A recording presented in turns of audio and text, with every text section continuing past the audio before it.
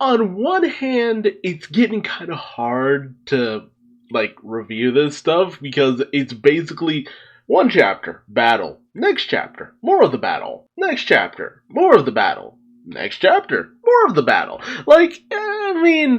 But it progresses in increments. That's the thing. It would probably go a lot faster if it was animated, but at the same time, we gain a lot of insight into what each character is thinking.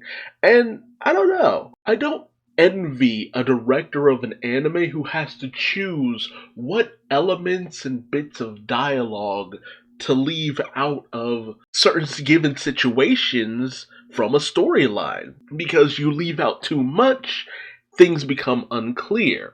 You keep in too much, and sometimes the story can kind of drag a little bit, but then the flow and pacing is much different from one person reading something to having the dialogue actually happening in an active setting. So it's a little hit or miss. Speaking of hit or miss, Koichi is trying his damnedest to outrun number 6 and all of his, as he puts it, missiles. Number 6 is firing off magic missiles left, right, and center, and Koichi is trying his damnedest to blast them all down, and he's actually adapting fairly well to number 6's speed. It has become a aerial dogfight, as a nearby helicopter puts it, who is reporting on the scene. Because, like I said before, there's no way this battle won't gain attention. I knew that at the end of last chapter. This fight has just continued to escalate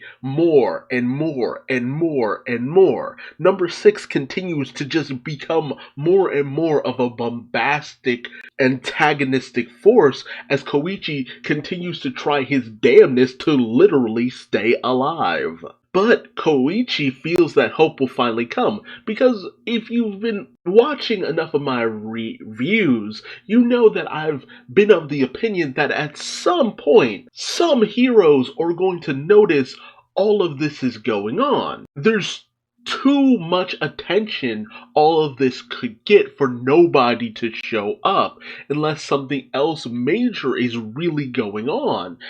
But with all of the heroes that we know are just out there in general, it's just like, no, someone has to come by at some point. And as soon as Koichi sees the newscopter, he's just like, finally, with the news, it'll reach beyond Naruhata, and then heroes will show up. It's logical thinking. Meanwhile, All For One communicates to number 6 that, your battle has become way too overt. Subtlety has long since gone out the window. This so-called Operation Anonymous has become far too anonymous. Which I don't think that's how that word works, but whatever. And so All For One considers, okay, maybe it's time to, go into retrieval phase. We pull back, get out of this situation while the getting's good. But number 6, again, his anger continues to fuel him. And honestly, it's the thing that's just elevating to him to new heights. I mean, he has become this being of basically pure energy, and he's fueled by only one thought: destroy Koichi. And it's fascinating too, because it's obvious that All For One doesn't want too much of what he has going on exposed. That's a given. But he's too fascinated by the direction that number 6 has gone in to stop him. Number 6 has gone so far beyond the realm of what All For One expected or even thought was conceivable that he's just like, this is just fascinating at this point.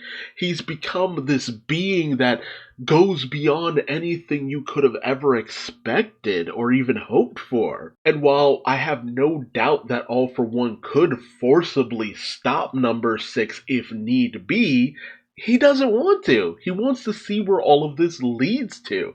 If number 6 is capable of just becoming this unstoppable being of destruction, I would all for one want him to be taken down by his own hands. And as number 6 goes in for the kill, sending his missiles behind Koichi in order to block off any escape that Koichi can have, and then going in for close-up rapid-fire strikes from the front, Koichi is caught between a firewall and a shooting gallery, basically. So Koichi has no choice but to literally block every punch that number 6 sends his way, and he does it fairly adeptly. Oddly enough, all of a sudden, number 6 seems to burn out. He's not left as nothing more than his skeleton, just his skull and his ribcage and his spine, and he just plummets out of the sky, which is immensely odd. That is, until you notice, and Koichi notices, down below where number 6's remains are falling is all of the bomber villains. All of them just congregated in this alleyway, piling up on top of each other, going upward to catch number 6's remains. And All for One realizes, this was his plan all along. He wants to fuse with all of the bomb villains, igniting himself in such a way that he just becomes this amassing of extreme power. And he just comes bursting out of this explosion of all of the bomb villains, screaming at Koichi like a bat out of hell, fully energized, fully empowered, and ready to strike. It is the most metal thing possible.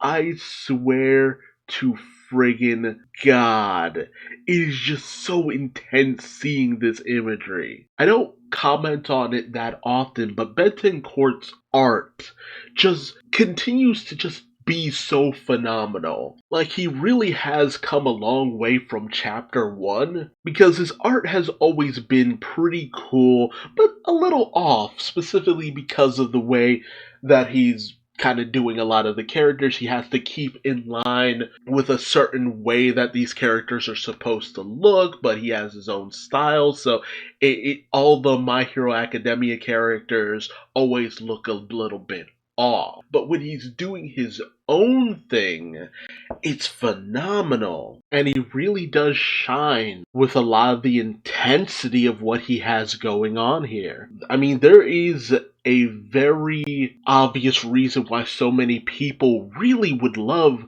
to see Vigilantes adapted into an anime, but I gotta say, with the fact that we're so far into this series and nothing has really come from it, I don't know. I'm starting to realize that it's just not a thing that's going to happen. They've had multiple chances to really go all in and show off some stuff from Vigilantes in the anime, but they really haven't taken that opportunity. And that's a bit of a shame. I mean, outside of Aizawa, Mike, and Shiro's whole friendship thing, they did a little bit more service towards that, but aside from that, nah, not too much. But we just gotta appreciate what we've been getting. I mean, we've long since been heading towards the climax of things. But that's all I really have to say about this chapter. Let me know your thoughts in the comment section below. Do you think number 6's new fiery recharged form will actually be able to do Koichi in? I really doubt it, but what's going to actually stop him? Is it something Koichi will do, or is it something some other character will do? There was this ominous shot of what seemed like Edgeshot and Ingenium had been in a fight, and like it seemed like, Edgeshot was doing like substitution jutsus to get away from something, and Ingenium's helmet was left behind. So is that supposed to allude to them being in trouble? But I mean, they're not the only heroes that were around. Again, with this being broadcast on the news, I would think something would come from this. So I'm very much not certain. So let me know your thoughts in the comment section below. If you like this video, please like, subscribe, comment, and hit the bell icon for notifications. And until next time, I've been Duuz-Diz-Din, and hopefully you'll survive until the next chapter. Till then, bye-bye.